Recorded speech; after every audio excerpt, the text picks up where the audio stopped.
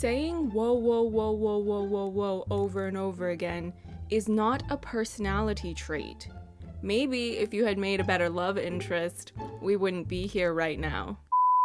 Hi everyone, it's LadyJenevia. A while back I talked about To All the Boys I've Loved Before, and I was really nice to it. Admittedly, the film has never really been my thing because I found it to be very lightweight and bland for what I tend to go for when it comes to works of fiction. I think my judgment was being swayed by how bad a lot of the films are nowadays for teens. Sierra Burgess? No. The Kissing Booth? Don't know her. Tall Girl? Awful. And literally every other film that Noah Centineo has been in. Absolutely not. I recently did a video on 10 Things I Hate About You, and that film came out in 1999, and it is still iconic to this day. If they could pop off the way that they did all the way back in 1999, there is no excuse for the teen films being made today to not be, at the bare minimum, decent. Patrick Verona would never be this boring, bland, and basic. So we have my recent visit to teen films, as well as the fact that there is a To All the Boys I've Loved Before sequel coming out in a few weeks, and really everything started to build, and I had this realization that I needed to set the record straight regarding a recent realization that I came to, which is that Peter Kavinsky sucks. For those that weren't around the first time I talked about this film, I'm going to give a bit of a refresher on the plot and characters so you have the necessary context. Peter is a bland character and a highly unappealing love interest. Now, while he's not the worst love interest in a teen film, looking at you, Danny Zuko, Peter is still not a good love interest either. Enter Laura Jean, the film's protagonist. Her main character arc, besides getting the boy, is overcoming her fear of intimacy. Her mother died when she was even younger than she is in this story, and expresses this fear of putting herself out there romantically at various points throughout the film. Because the more people that you let into your life, the more that can just walk right out.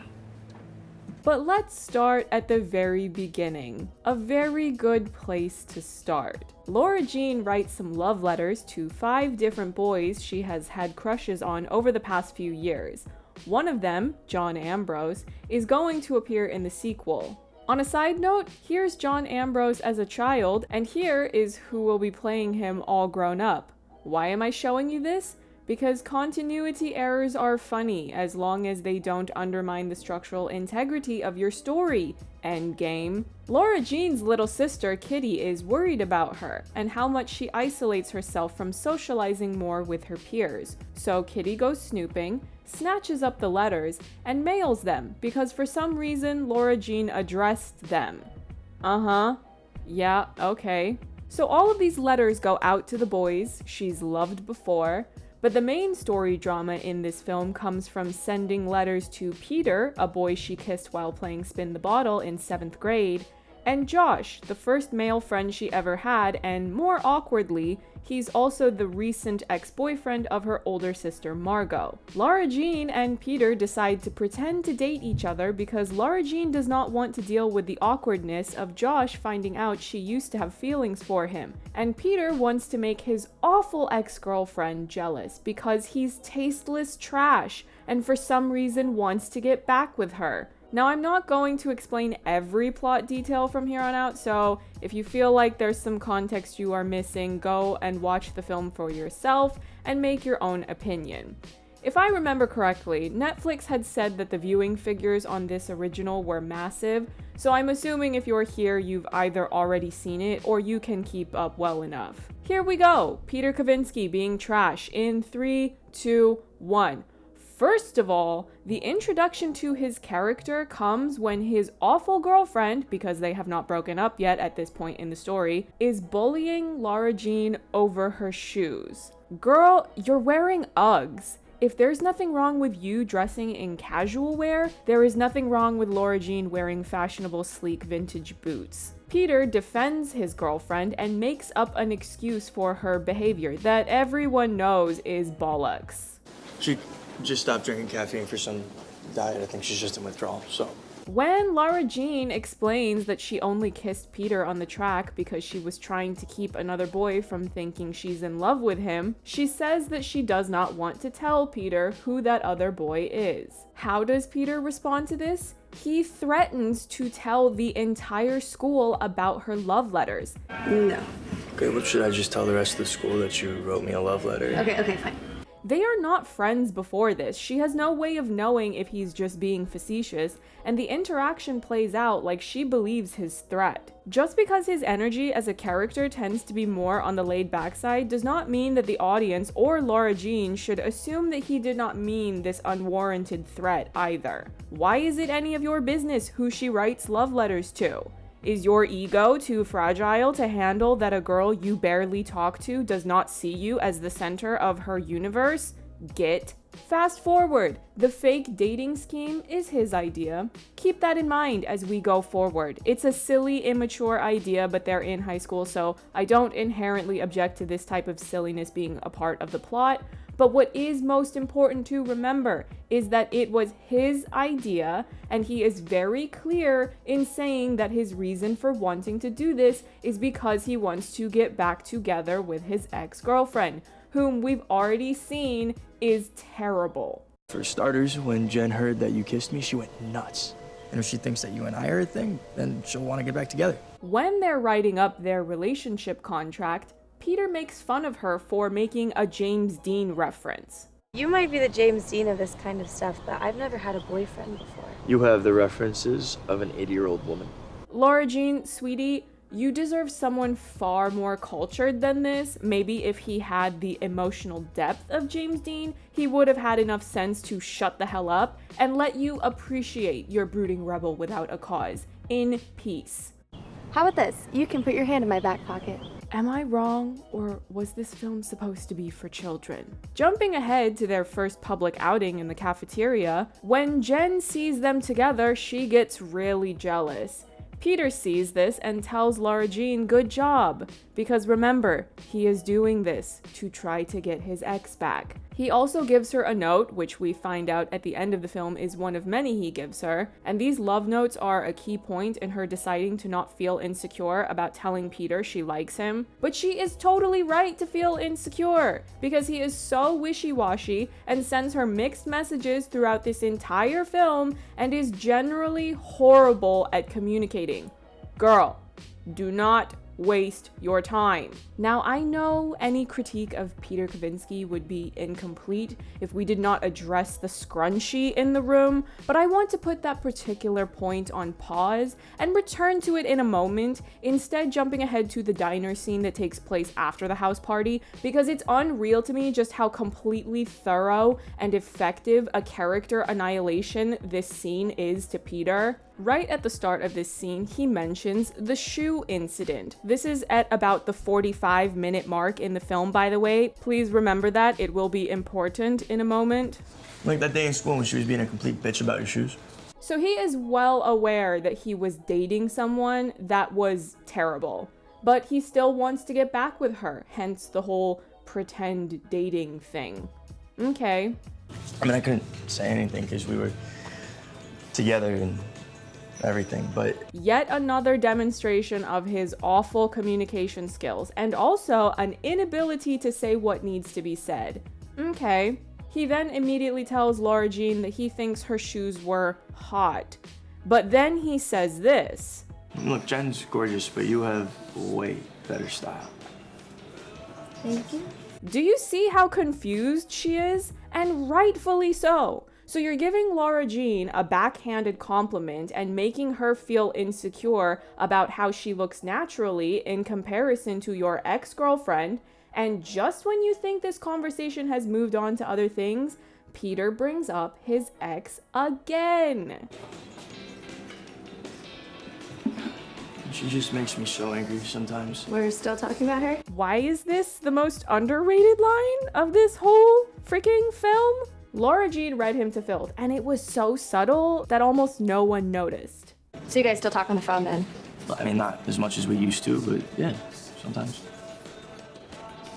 Peter shares how he still talks on the phone with his ex, even though they're supposed to be broken up at this point. So he's in a giant mess. He is a giant mess. And that seems like a pretty clear indication to Lara Jean that regardless of any feelings she might be developing for him, this is not a mess she needs to get tangled in. The conversation continues and they start to open up a bit more with one another about their lives, and Lara Jean shares how even though she likes the idea of dating and romance, she's afraid of getting into an actual relationship because then there would be something to lose. Keep in mind that this context makes a lot of sense because of Lara Jean's backstory regarding her mother dying when she was younger. It's one of the first things you learn about her character. Anyway, Peter points out to Lara Jean that she's brave since clearly she's not afraid of being with him. And then... But you don't seem to be afraid to be with me. Well, there's no reason to be. Why is that? Because we're just pretending. And the utter nerve of this guy. He gets mad at her for saying the truth, which is that their relationship is not real. Right. Of course, Lara Jean. Kavi, ladies and gentlemen, you can count on her to be honest. Now, I want to make something very clear here. The beginning of this conversation I'm explaining, the part where he says that Jen was being a complete bitch about Lara Jean's shoes, his words, not mine, happens around the 45-minute mark. This part of the conversation where he gets mad at her for saying that they're pretending to date, which is a fact, happens around the 49-minute mark. It took him less than 5 minutes to insult his ex-girlfriend's character, give Lara Jean a backhanded compliment that insinuates she's less attractive than that ex-girlfriend, says that he still talks to his ex on the phone, continues to bring up his ex even when Lara Jean points out that he's the one continuing to bring her up. They start to shift into deeper topics of conversation like the fear of vulnerability that goes with being intimate with another person, and then Peter gaslights Lara Jean for saying the fact that they are pretending to date. He tries to make her feel guilty about it. Can I throw a grapefruit at his face? I would really like to throw a grapefruit at his face. So within just 5 minutes, we've established that he's terrible at communicating, sends Lara Jean mixed messages about his interest in her.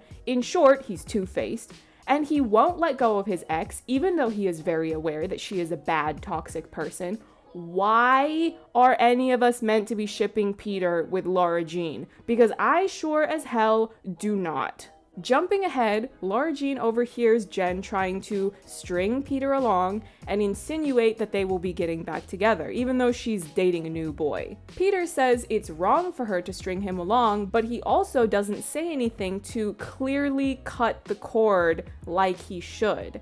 Then Peter gets mad when he sees Lara Jean talking to Josh, a boy she's been friends with for many years now. It's totally hypocritical. Yes, Lara Jean has had feelings for Josh, but they've never actually dated. You have no right to get mad at her for talking to her friend when you were just talking with your ex. Mind you, she tells him that, and he has no legitimate comeback to her main point and just says, "What, were you spying on me?" You didn't answer the question because you don't have an answer, and you are trash. Peter has done absolutely nothing to fully end things with his ex. He has also done nothing to assure Lara Jean directly that he is only interested in dating her and that he wants their relationship to be real. The first time she shared something meaningful with him, he got mad at her for pointing out a fact, which is that they are pretending to date,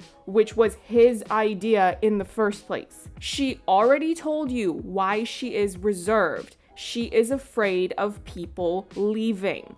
She gave you all of the information you need to understand how she feels. During the ski trip hot tub scene, he says this to her.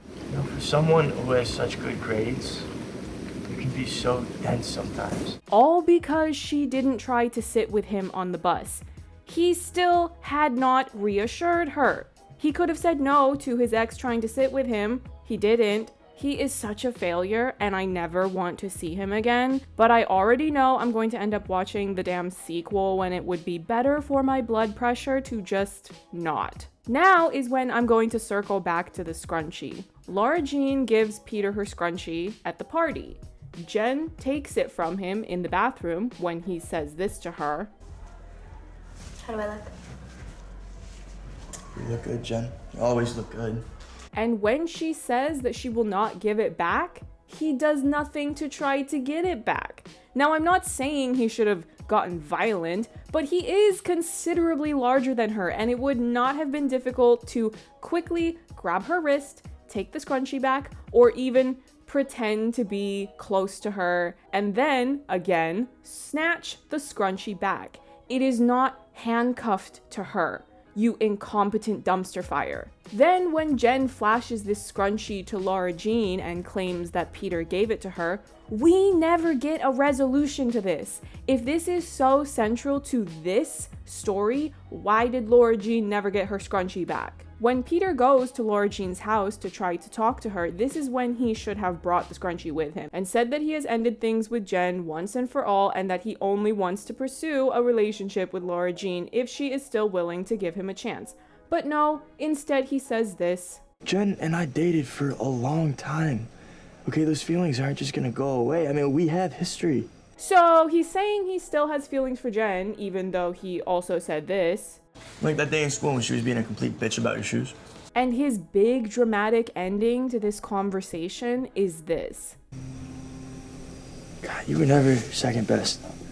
And we're supposed to believe that, even though he just said that the feelings for his ex are still lingering and that they won't just go away. I would like for you to go away. How about that? And what makes this whole thing even worse is that Jen posted a video of an intimate moment of Lara Jean and Peter kissing in the hot tub. They were only kissing, but everyone started assuming they had done more than that. Either way, it's a horrific, violating thing to do to another person. And Peter does not stick up for her to Jen. They have Lara Jean stick up for herself, which on its own is not a bad thing, but it's still also very necessary for Peter to have his big "we're done" moment with Jen, because his inability to fully end things with her has been a recurring problem for himself as an individual character, and has also been a massive hindrance to any potential for a real relationship with Lara Jean.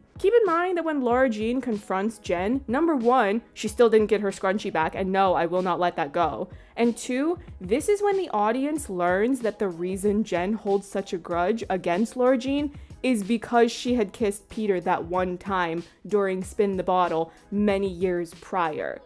That was in 7th grade. It was so long ago they had completely different actors playing these characters. What kind of deranged Lifetime channel caricature is this excuse for a character? And this is who Peter has been hung up on for this entire freaking movie. I cannot.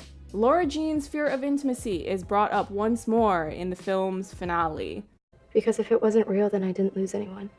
But if I say that it was real, and he still doesn't want me. So you might be wondering what prompts her to find her bravery, find Peter, declare her feelings, and decide to give it a real go with him. Well, I will tell you, Lara Jean's little sister, Kitty, saved all the love notes that Peter has been giving her throughout this entire film.